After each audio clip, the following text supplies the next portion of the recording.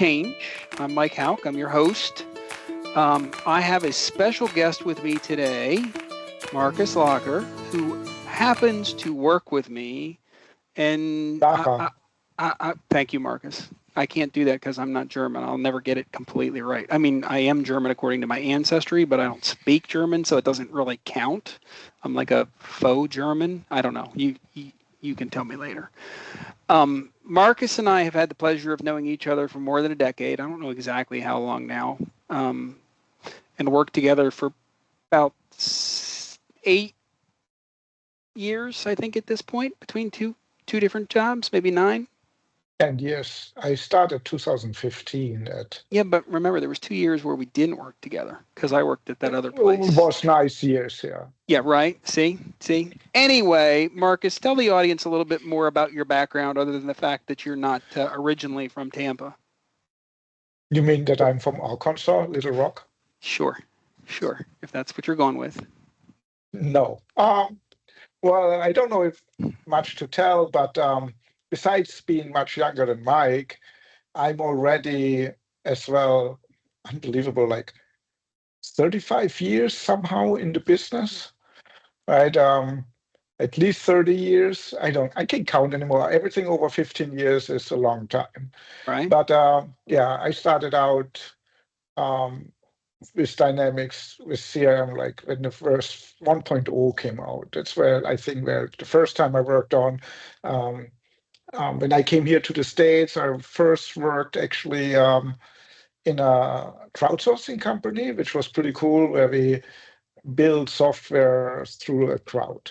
And that's a completely different topic maybe, but very interesting methodology. And then I went on the other side and was a customer actually to Mike. That's where we more or less met. Even earlier than 2015, I implemented in one of the biggest online agency companies, Dynamic CRM, SharePoint, and we implemented as well an ERP system before it was F&O.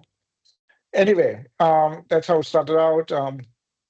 Mike and some other people always annoyed me so much that I said, why even asking them, just work for them. So they hired me at a mid-sized company. And from there on, I was, I think back then in the practice, when CRM practice, when he then left, I was a practice manager. I even was practice manager for the F&O practice. And then I joined much later than 6 years later, or 6 years ago, CongruentX as a customer success manager, practice lead. I don't know really, as girl for everything. And I can't believe you didn't mention it. Like, what number employee are you at CongruentX, Markus? Number 1. Yeah, you got to do it. You got to do it in the middle so the screen blur doesn't get out. Markus was our first employee, which hopefully says something about how we feel about him. But all transparently, Markus and I like to have a lot of fun together, or try to have a lot of fun together, sometimes at the expense of each other. And our marketing manager has, as close as I've ever heard her come, I think, to threatening me to try and make this a little bit more entertaining than some of the past ones. So I'm gonna do what I can, but usually it works pretty well. Before we get into talking about change, Markus, let's talk about the background, because I love it. I've seen it for a long time. Didn't work that time. It worked before. There we go. So never assume, simply ask. I give credit to Markus for this, because I'd not heard that phrase that way until Markus shared it with the team one day, and he went so far as to create this background. Absolutely love it. And I think in the business that we're in, I think it probably is something that goes through our heads, I don't know, at least a half a dozen times a day, maybe more. I feel like that's the business that we're in, is clarifying assumptions, or at least that's the business we should be in. So I think that's a good segue into talking about change. And I think there's 3 aspects of change that I want to talk about specifically with Markus today. One is just his perspective, given the role of the fact that he and I work for the same company.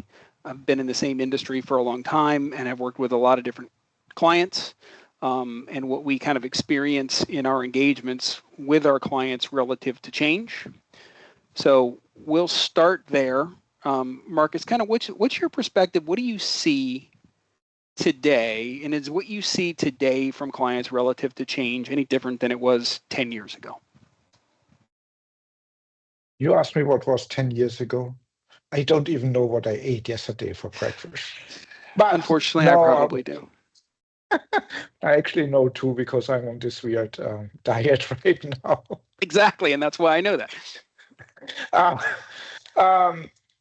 Yeah, no chicken liver anymore. Anyway, I think the biggest, what I see the change is that the customers a little bit think they're more self-educated or trying to self-educate them.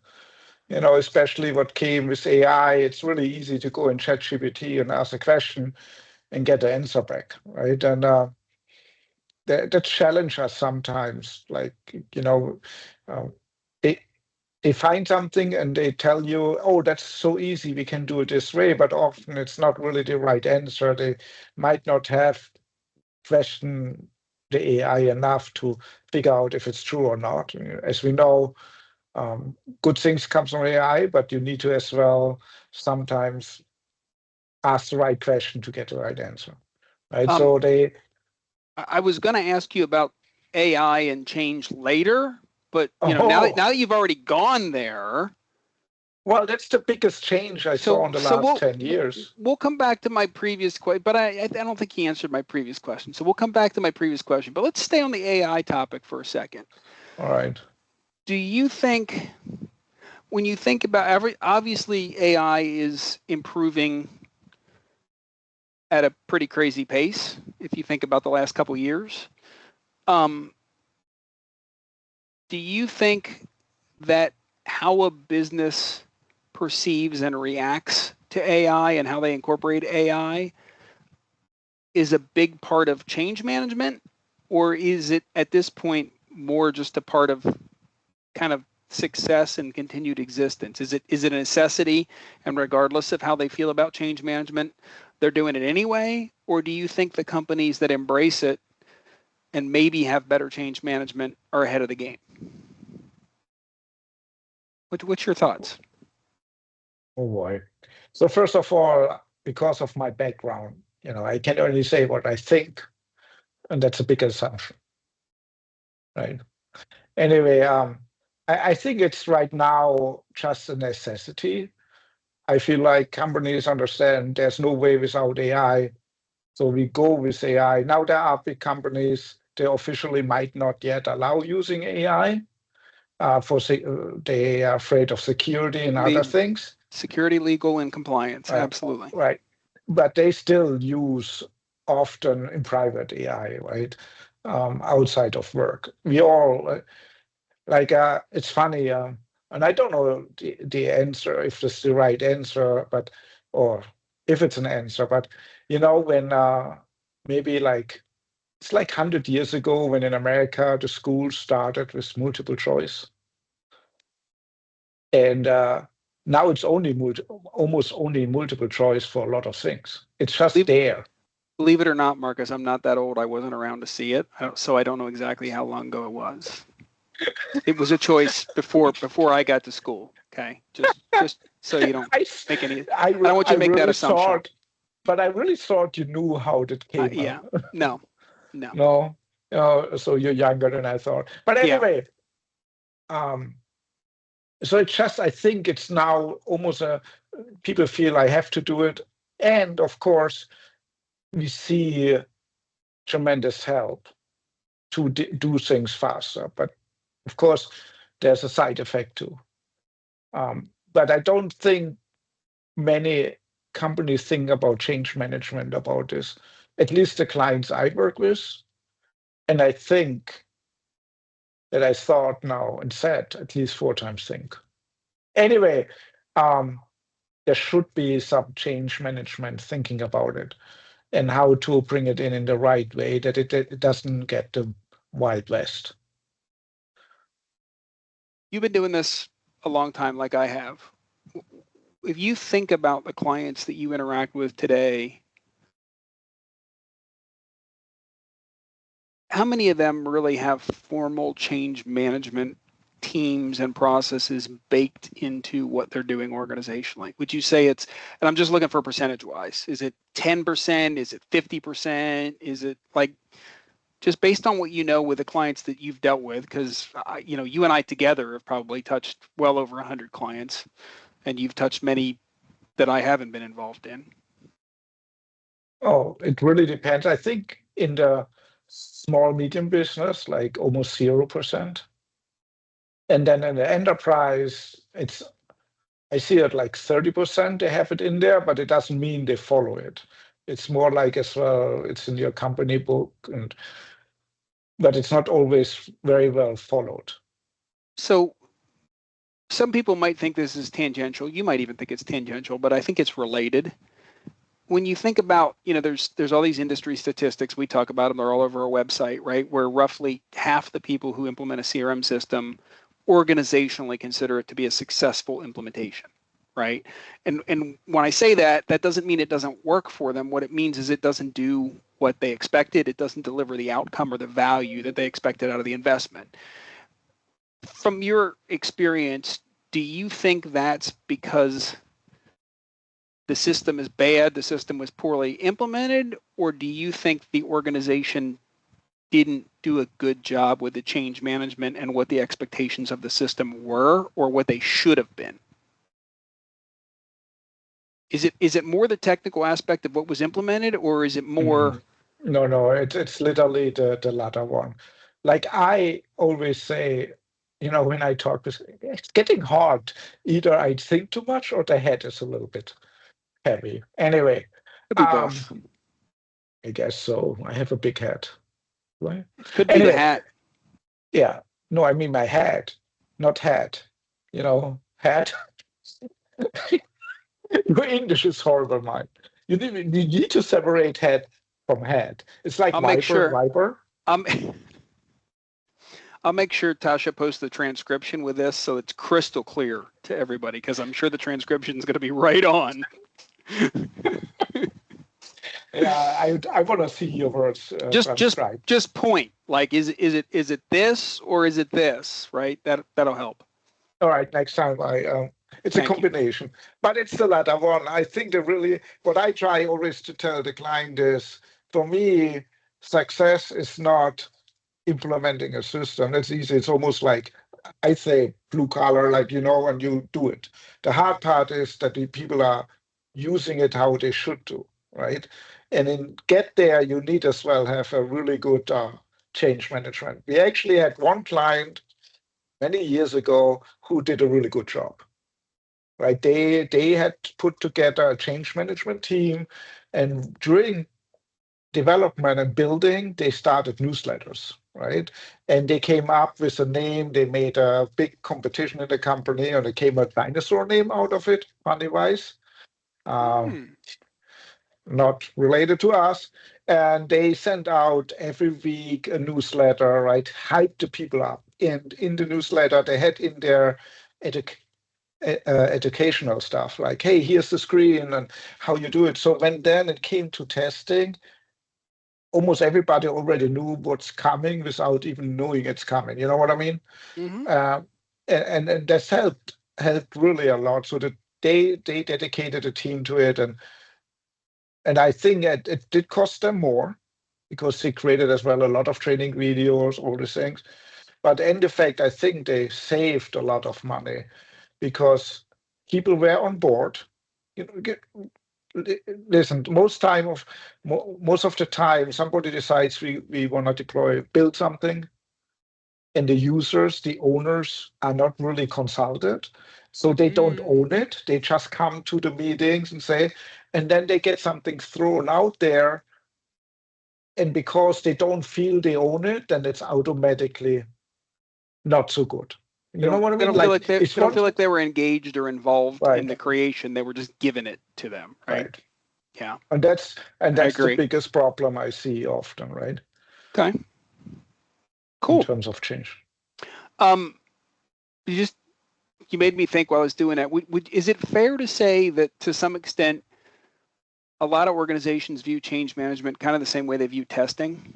Is that it's kind of a necessary It's an evil, and afterthought. it's not really a focus, or to your point, they don't necessarily see the ROI on the importance of maybe investing some time and money into a formal change management program. I think it's even worse than testing. At least they understand we have to test somehow. Sure. Most likely they will say to the vendor, you test. But at least they know them. But with change management, it's often a new word. But again, to have change management, you need to have people for doing it, and they have other jobs. And like with testing, you can at least say the end user test, but the end user does not do the change management. So who does change management? Right. Right? Good point. Yeah. Of course, good point. You're smarter than you look. That's not possible because I look really smart, especially with the hat. Especially with the hat. Oh, yeah. This hat and this hat, like the double hat. I'm a double hatter. One with A and one with EA.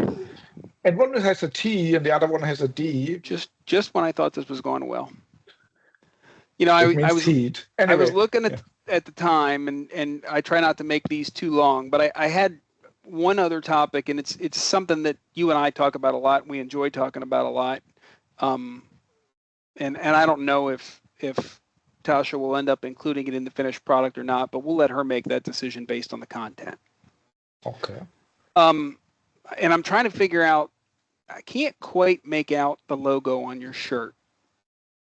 Oh, yeah. So I have to wear one of my sponsor shirts. So short commercial. One of your sponsors? Hi, my name is Markus Lacher. My son, Emil Lacher, is a semi-professional motocrosser. And of course, to do this expensive sport, we have some sponsors. Please take a second, look at my sponsor, 612. They are doing our suspension. Okay. By the way, I know another one of your sponsors, I think. Yeah, Congruent X. They're actually a title sponsor. Right. That means they get the biggest. Yeah, that means they get the biggest place on the graphics. Biggest logo. And the biggest logo, and they don't need to pay. Wow. Yeah. What a deal. That's what I thought. What a deal. How could it possibly go? Anyway, so I want to talk about change management. One second. The ad is over now. Okay. Okay, thanks. I want to talk about change management in motocross, Markus. Wow. So you and I talk about motocross a lot because we both enjoy it. Your son races professionally, and I raced very much as an amateur, when motorcycles actually had engines, and, it was a little different then. That explains now. Right. Anyway, just trying to bring it back, to stay with change management for a second. But if you think about, you've been around the sport, obviously, as long as your son's been alive, which isn't that long, but you were a fan of the sport before, and you rode, and you grew up riding and everything else. And just like I do, the guys that were, on top of it 20, 30 years ago. If you think about the riders, not so much the bikes and all of the other things that have changed around them, but the riders, if you think about the rider mentality and what makes a good rider today versus what made a good rider then, do you think it's the same, or do you think it's changed a lot? Oh, it changed a lot. Like, we had a couple of changes. Like, think about McGrath. Remember McGrath? Yeah, there's nobody that's going to listen to this probably besides you and I that knows who that is. But okay, so like 30 years ago, somebody that was big in the mid '90s, right? I think like '92 to '98 was his era, right? Yeah, he was the first one who changed the sport, right? The way you rode. He came in and got much more fluid, moved more around, and he started to be more fitter on the bike, right? And he understood to keep the bike low when you want to jump, right? So he threw the bike and looked really cool. I think then the next change was like 10 years later with another GOAT, which is called Ricky Carmichael, right? He changed by, hey, I know I need to train really, really hard. It's not anymore like when I went back in the day, when we went to the races, the race was the training. Like we were during the week working or whatever, drinking beer. No, oh, I cannot say I go. No, oh, um, drinking bubble water and stuff like this. And then Ricky Carmichael came, who doesn't matter if we know him or not. He was actually not really talented, but what he had is he worked hard on it every day. And then the next change, I think, came um, with Baker, Alton Baker as a coach, because he started to see this as a science. So now he brought much more fitness in, right? His training is barely on the track. It's more on the bicycle and nutrition, the right food and things like this. So I think that's changed over time. So I think the riders today versus 30 years ago, they're much fitter. Like I was talking yesterday, it's so funny. Did you read my signal? Hold on just a second. Okay. I'm gonna just for the sake of time on the audio. I thought we have a whole hour. I'm gonna stop you. We are not. Nobody will watch this for an hour. I'm not gonna make this an hour long. People like to listen to me. Oh boy! Listen, I made a video. And this thing got put in YouTube and has over 350,000 views. There's a reason, Mike. Anyway. Are you done yet? No. So to your point, bringing back what you said to change and the science of change management. When Jeremy came in and did his thing, he dominated the sport for years. Right. And was around for a long time. Because to your point, he was pretty much the only person doing what he did. And during his career, while there were guys trying to do what he did, they hadn't started early enough that it was natural for them, and it took them years to catch up, right? Mm-hmm. Then, to your second point, by the time, and Ricky was a kid when Jeremy was on top of things, they did end up racing. I think their careers overlapped 2, maybe 3 years. At the end, they end up racing. And Ricky beat Jeremy as much as he lost to Jeremy, even though Jeremy was, at the time recognized as the king, and Ricky was this up-and-coming kid. Partially because, to your point, of his training regimen and what he had done and how hard he worked, and frankly outworked McGrath and pretty much everybody else,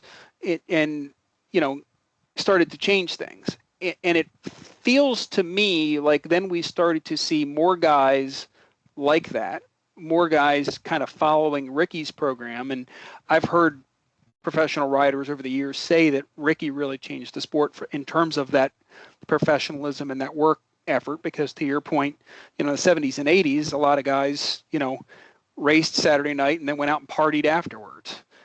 He made us old right now, by the way, because you outed us for the 70s, 80s. Oh, no, you need to change. I didn't expect you were around, but you need anyway. Changes are coming. And if you're not upfront of the change, if you then change, you can change too, but you're always running behind. Like it's normal. I just try to help you to come to the point, because you come never to the point. Wow. Well, right, fine. Okay, well then we'll stop the recording because it's been long enough. Hopefully people enjoy what they see and hear. And, who knows, Markus, if I get enough positive comments, maybe I'll ask you to come back and do another episode with me. Doesn't matter. I'm stuck with you either way, but it's just a question of whether you come back on that. Of course. Okay, and then I'll give you half the royalties. Maybe you'll come back on the podcast with me. Maybe you won't. We'll let others decide that. But I thank you for your time, especially, full transparency to the audience.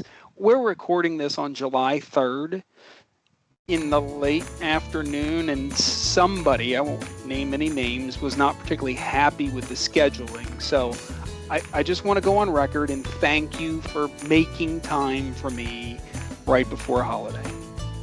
Mike, anytime for you. And by the